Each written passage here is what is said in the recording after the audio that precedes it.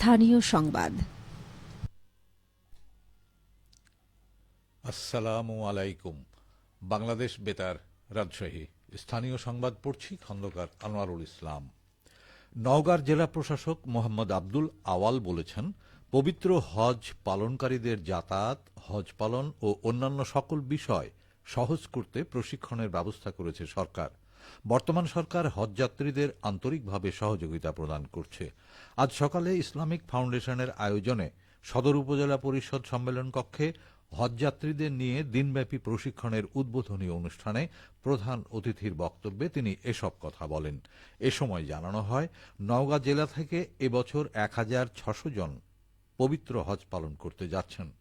আজ প্রথম দিনে ৮০০ জন এবং আগামীকাল ৮০০ জন প্রশিক্ষণে অংশগ্রহণ করছেন। তাদেরকে পরিপূর্ণভাবে পবিত্র হজ পালনের নিয়মকানুন শেখানো হচ্ছে।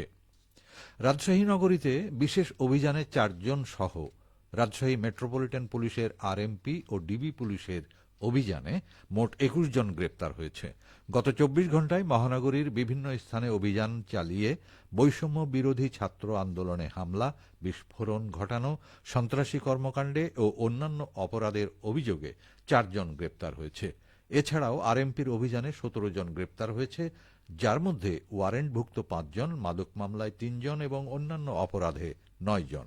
গ্রেপ্তারকৃত আসামিদের বিরুদ্ধে আইনগত ব্যবস্থা নেওয়া হয়েছে। বাংলা নববর্ষ ১৪৩২-কে স্বাগত জানিয়ে রাজশাহীতে শোভাযাত্রা করেছে জেলা বিএনপি ও এর অঙ্গ সহযোগী সংগঠনগুলো। গতকাল নগরীর আলুপট্টি মোড় থেকে শোভাযাত্রাটি বের করা হয়। শোভাযাত্রাটি সাহেববাজার জিরো পয়েন্ট হয়ে নগরীর প্রধান প্রধান সড়ক ঘুরে ফায়ার সার্ভিস মোড় হয়ে কেন্দ্রীয় ঈদগাহ মাঠের সামনে গিয়ে শেষ হয়। সেখানে লালন শাহ মঞ্চের নিচে খেলার মাঠে ঐতিহ্যবাহী লাঠি খেলার প্রদর্শনী হয়। শোভাযাত্রা ও লাঠি খেলার অনুষ্ঠানে সভাপতিত্ব করেন বিএনপি জাতীয় নির্বাহী কমিটির সদস্য ও রাজশাহী জেলা বিএনপির আহ্বায়ক আবু সাইদ চাঁদ। তৃণমূল পর্যায়ে ইসলামী জ্ঞানের চর্চা ও গবেষণা কার্যক্রমের প্রসার ঘটাতে ১৮,১৮,০০,০০০ টাকা ব্যয়ে নাটোরে জেলা পর্যায়ে মডেল মসজিদ ও ইসলামিক সাংস্কৃতিক কেন্দ্র নির্মাণ করা হচ্ছে।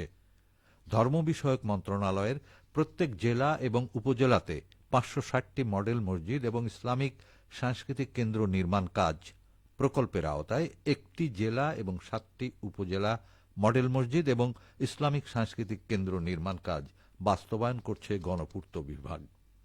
৪৩% জমির উপরে উপজেলা মডেল মসজিদ এবং সাংস্কৃতিক কেন্দ্রের ১২,০০০ বর্গফুট আয়তনের নিচতলায় থাকবে গাড়ি পার্কিং, ইমাম ট্রেনিং সেন্টার, বই বিক্রয় কেন্দ্র, ডাইনিং, গণশিক্ষা কার্যক্রম কার্যালয়, অটিজম কর্নার এবং মরদেহ গোসলের স্থান। ৭,৮০০ বর্গফুট আয়তনের দোতলায় থাকবে নামাজের জায়গা ছাড়াও ইসলামিক গবেষণা কেন্দ্র এবং ইসলামিক ফাউন্ডেশন কার্যালয়। একই আয়তনের তৃতীয় তলাতে নারী ও পুরুষের জন্য পৃথক নামাজের জায়গা, সভাকক্ষ এবং লাইব্রেরি। চতুর্থ তলাতে থাকবে কোরআন শিক্ষার কেন্দ্র, তাহফিজ সেন্টার, ইমাম, মুয়াজ্জিন ও খাদেমের কক্ষ ছাড়াও অতিথি কক্ষ। মসজিদে থাকছে ৯০ ফুট উচ্চতার একটি মিনার ও ৪টি গম্বুজ। নাটোরে গণমাধ্যম কর্মীদের অংশগ্রহণে বাংলাদেশে তামাকজাত দ্রব্য ব্যবহারের ক্ষতিকর প্রভাব ও উত্তরণের উপায় শীর্ষক কর্মশালা শুরু হয়েছে। আজ সকালে স্থানীয় একটি রেস্তোরাঁয় কর্মশালার উদ্বোধন করেন নাটোর প্রেস ক্লাবের সভাপতি ফারাজি আহমদ রফিক বাবন। বেসরকারি উন্নয়ন সংস্থা বাংলাদেশ ব্লাইন্ড মিশন আয়োজিত দিনব্যাপী কর্মশালার উদ্বোধন সেশনে সভাপতিত্ব করেন বাংলাদেশ ব্লাইন্ড মিশনের ব্যবস্থাপক খন্দকার আবেদুল ইসলাম। উদ্বোধনী সেশনে বাংলাদেশ ব্লাইন্ড মিশনের ন্যাশনাল কনসালটেন্ট শুভাশিস মহন্ত বলেন, তামাকজাত পণ্যে ৪,০০০-এরও অধিক ক্ষতিকর রাসায়নিক আছে। এর মধ্যে ৪৩টি ক্যান্সার তৈরিতে সহায়ক। বাংলাদেশে প্রতি বছর ১,৬১,০০০ মানুষ তামাকজাত দ্রব্য ব্যবহারে মারা যাচ্ছেন। এছাড়াও তামাক ব্যবহারকারীর সংস্পর্শে থাকা ব্যক্তিরাও স্বাস্থ্য ঝুঁকিতে থাকেন। তামাকজাত দ্রব্য ব্যবহার কমিয়ে আনার কোনো বিকল্প নেই। এক্ষেত্রে সমন্বিত উদ্যোগ গ্রহণ করা প্রয়োজন।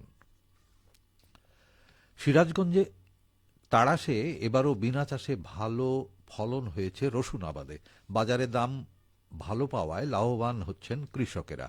তাড়াশ উপজেলা কৃষি অফিস সূত্রে জানা যায়, চলতি মৌসুমে জেলার তাড়াশ উপজেলার 470 হেক্টর জমিতে বিনা চাষে রসুন আবাদের লক্ষ্যমাত্রা নির্ধারণ করা হয়েছিল। চাষ হয়েছে লক্ষ্যমাত্রার চেয়ে বেশি, প্রায় 475 হেক্টর জমিতে। প্রতি বিঘায় বিনা চাষে রসুনের উৎপাদন হয়েছে 35 থেকে 36 মণ, হেক্টরে প্রায় 7.5 টন। এই সময়ে বাজারে রসুন বিক্রি হচ্ছে মানভেদে 4 থেকে 5,000 টাকা মণ। ফলে লাভবান হচ্ছেন রসুন আবাদকারী কৃষকেরা। তাড়াশ উপজেলা কৃষি কর্মকর্তা কৃষিবিদ আব্দুল্লাহ আল মামুন বলেন, বন্যার পানি নেমে যাওয়ার পর চলনবিল অধ্যুষিত তাড়াশের নিচু এলাকার কাদামাটিতে বিনা চাষে রসুন আবাদ হয়ে থাকে। এই আবাদে ব্যয় কম হওয়ায় লাভবান হন কৃষকেরা। ফলে প্রতি বছরই রসুন আবাদ বৃদ্ধি পাচ্ছে।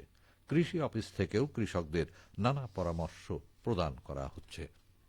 সবশেষে আবহাওয়া। আজ দুপুর 12টায় রাজশাহীতে তাপমাত্রা ছিল 34.2 ডিগ্রি সেলসিয়াস।